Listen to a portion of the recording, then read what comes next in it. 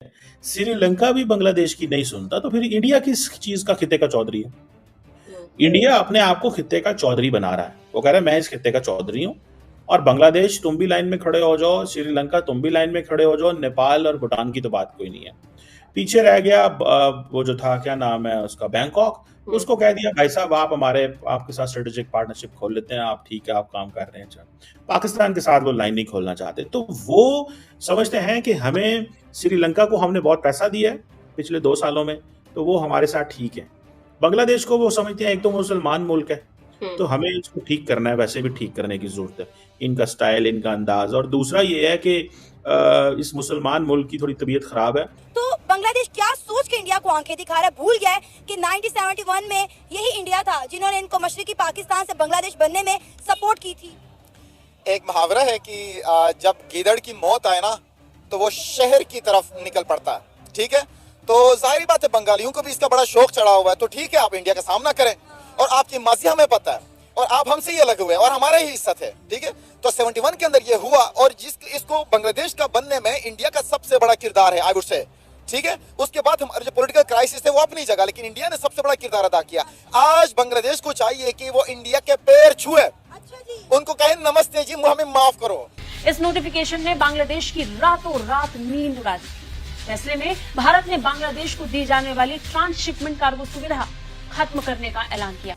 यूनुस साहब ये जानते हैं। अच्छा, ऊपर से जो अमेरिका है उसने इतने ज्यादा उसके ऊपर, बांग्लादेश के ऊपर टैरिफ लगा दिए हैं कि बांग्लादेश को तो इसी के ऊपर जो है मसले मसाइल पड़ गए। कहा ही जा रहा था इंडिया पे सबसे ज्यादा लगेंगे, पता ही चला कि वो तो बांग्लादेश पे लग गए। आप एक अपने बहुत बड़े हमसाया जो ताकतवर है, वो उसके साथ जो आपको इतना सपोर्ट करता है इकोनॉमी से लेकर हर चीज में, उसके लिए अगर आप ऐसी बात कर रहे हैं तो आपको ये तो फिर तैयार रहना चाहिए था। ये जो फैसिलिटी अब रोकी गई इसके लिए आपको तैयार रहना चाहिए था, और वो हो गया।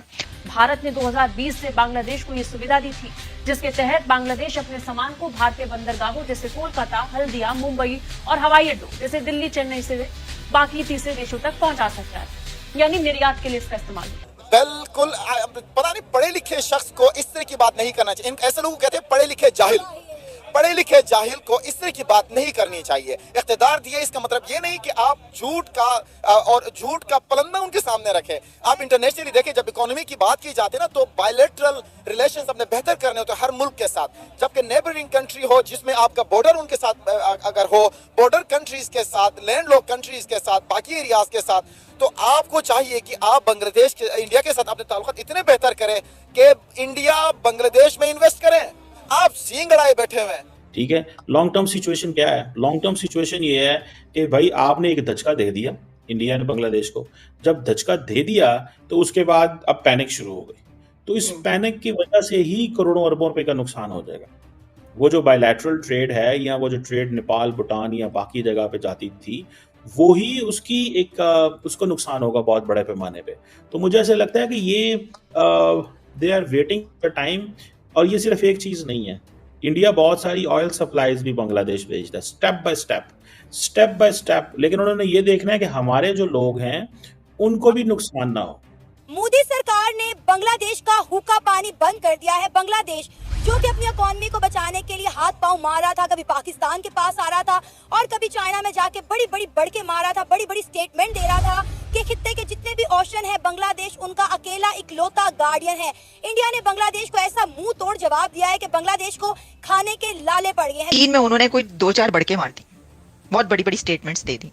ठीक है, पहले कहा जा रहा था कि पाकिस्तान बैक पर है बांग्लादेश की, तो उन्होंने कई एक ऐसी बढ़के मारी कहने पर, तो इकोनॉमी जो उनकी है उसको कौन सपोर्ट करेगा। ठीक है, तो उन्होंने कहा अच्छा चलो फिर चाइना तो सपोर्ट कर ही सकता है ना, इकोनॉमी तो चाइना चलते हैं, तो चलते हो तो चीन को चलिए। वो चीन चले गए, लेकिन चीन जाने के बाद उनको चैन नहीं आया, क्योंकि उन्होंने 2-3 स्टेटमेंट्स दे दी।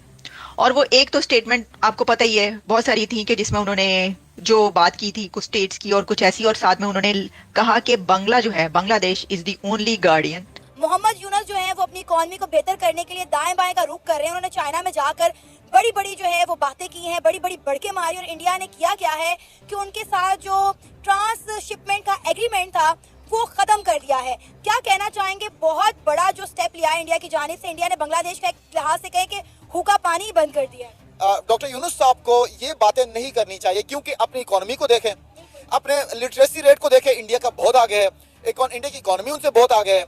इंडिया के अंदर वीमेन राइट्स को बहुत ज्यादा प्रेफर किया जाता है as compared to Bangladesh. India में क्लीनलीनेस को बहुत ज्यादा प्रेफर किया जाता है और बहुत ज्यादा as compared to Bangladesh. Then India को एग्जिट करने का rate as compared to Bangladesh बहुत कम है। बांग्लादेश में every second person is just flying away from there. It means that Narendra Modi doesn't want to make Mohammad Yunus happy and he doesn't want to win him. Narendra Modi वही करना चाहते हैं जो Donald Trump दुनिया के साथ करना चाहते हैं। Narendra Modi wants to change the behavior of Bangladesh through economic coercion. That is what mindset is. कि ये economic coercion करो, इंडिया बांग्लादेश के अंदर चीखो पुकार होगी। अब होगा क्या देखें, जब इंडिया बांग्लादेश को के बिजनेसमैन को टाइट करेगा तो वो हुकूमत को परेशान करेंगे। मोहम्मद यूनुस को नहीं पता कि ये ट्रांसशिपमेंट एग्रीमेंट क्या है, इंडिया के ऊपर किस तरह वो डिपेंडेंट थे। अब वो बेसिकली ये इंडिया एक कोर्सिव टैक्टिक इस्तेमाल करना चाहता है कि मोहम्मद यूनुस का जो एटीट्यूड है वो थोड़ा चेंज किया जाए, उसकी थोड़ी अप्रोच बदली जाए। अब ये देखें कि ये जो ट्रांसशिपमेंट फैसिलिटी थी, इसकी वजह से बांग्लादेश के जो एक्सपोर्टर थे वो इंडियन टेरिटरी के जरिए मुख्तलिफ जगहों पे पहुंचते थे और कार्गो जो चलते थे बांग्लादेश से वो इंडिया की लैंड कस्टम स्टेशन से गुजरते थे और इंडिया का इंदिरा गांधी इंटरनेशनल एयरपोर्ट है दिल्ली के अंदर, वहाँ से होते हुए जो है वो बांग्लादेश की जो एक्सपोर्ट है वो यूरोप, वेस्ट एशिया और इन इलाकों में पहुंचती थी। तो दोस्तों ट्रांसशिपमेंट के साथ में एक खबर और निकल कर आई है कि बांग्लादेश से जो भी एयरपोर्ट का सामान भारत आ रहा था, एयरपोर्ट के थ्रू जा रहा था सामान, उसको भी रोक दिया गया है। दूसरी एक और खबर निकल कर आई है कि इंडिया से जितना भी सामान बांग्लादेश की तरफ जा रहा था और बांग्लादेश से जो माल इंडिया में आ रहा था उसे भी पूरी तरीके से रोक दिया गया है। आज ही की न्यूज निकल कर आई है।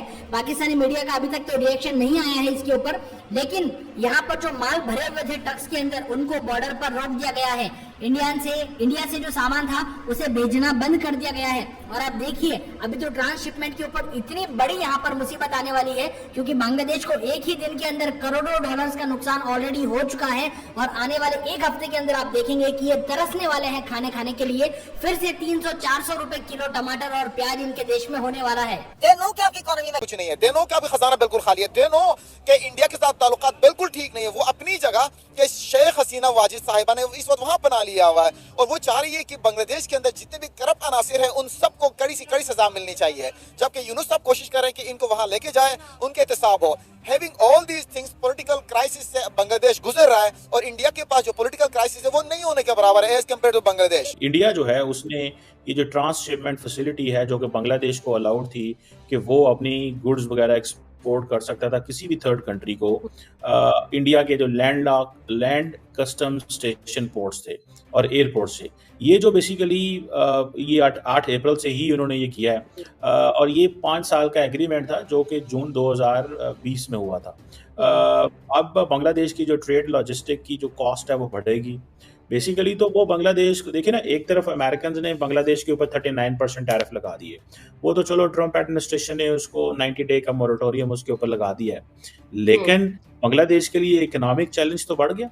तो सोचिए आपकी इकोनॉमी कहाँ चली जाएगी। आप देखें कि दुनिया टैरिफ से बचने के लिए अब इंडिया का रुख कर रहे हैं। आप देखें कि एप्पल, सैमसंग और जितने भी टेक जाइंट्स हैं वो ये कह रहे हैं कि हमने जो है इतना भारी भरकम टैरिफ नहीं देना। वो अब अपने जो फैक्ट्रीज हैं, अपने मैन्युफैक्चरिंग प्लांट है वो इंडिया शिफ्ट कर रहे हैं। अब जाहिर है बांग्लादेश ने भी कुछ ना कुछ हाथ पांव मारने थे इससे बचने के लिए। झूठ ही बोलना था फिर बांग्लादेश ने अपने पैरों पे खुद कुल्हाड़ी मार ली ना। कोर्स उनके लिए बहुत नुकसान है, पॉलिटिकली भी नुकसान है, इकोनॉमिकली भी नुकसान है, मुल्क के ताल्लुकात भी बेहतर नहीं होंगे। एक प्रोडक्ट की हम मिसाल लेते हैं कि जैसे आईफोन है, आईफोन पाकिस्तान में टैरिफ लगने के बाद जो आईफोन 16 है वो आपको पड़ रहा है 1 मिलियन 10 लाख का पड़ रहा है। जो 6 लाख 40 हजार का मैक्सिमम आपको मिलता था वो 10 लाख का है। अब ट्रम्प ये चाह रहा है कि मैं इंडिया से जो असेंबल्ड हो रहे आईफोन्स उनको भी अमेरिका शिफ्ट कर दूं ताकि टैरिफ हमारा बहुत ज्यादा बढ़ेगा, एक्सपोर्ट्स हमारी बहुत ज्यादा होंगी। वो इंडिया जो ज्योग्राफी है वो इंडिया को एक नेचुरल अपर हैंड देता है बांग्लादेश के ऊपर। सो बॉर्डर सिक्योरिटी, ट्रांजिट हो, ट्रेड हो, तो जब भी टेंशन होगी, जब भी क्राइसिस होगी, जब भी इस तरह की चीजें होंगी तो इंडिया विल exert diplomatic और military pressure on बांग्लादेश। और फिर वैसे तो Bangladesh obviously can't compete with India के पास न्यूक्लियर वेपन्स है, मिसाइल टेक्नोलॉजी है, फिर वो जिसे कहते हैं ना इंडिया के पास बहुत ज़्यादा एडवांस्ड एंड लार्जर मिलिट्री है, कन्वेंशनल बड़ा स्ट्रॉन्ग है, न्यूक्लियर कैपेबिलिटी भी है। अब दोनों मुल्कों का कोई कंपैरिजन नहीं है किसी तरह भी। अब सवाल सिर्फ ये है कि मोहम्मद यूनुस को पैगाम दे रहे हैं मोदी साहब कि आप वो करें जो मैं आपको कहता हूँ, आप अपना बिहेवियर बदलें, ठीक है। अब फॉर एग्जांपल इंडिया का तो ये एक टूल है ना, मुझे आपको पता है देयर आर 54 रिवर्स जो इंडिया से बांग्लादेश में जाते हैं, और ये सारे वो जो ना अपस्ट्रीम फ्लो है, तो इसमें अगर इंडिया चाहे तो वो पानी रोक सकता है। ये जो अक्सर आप सुनती होंगे, ये अक्सर आता है जी Teesta river water sharing agreement, ठीक है जी, ये देर से नहीं, ये रिजॉल्व नहीं हुआ।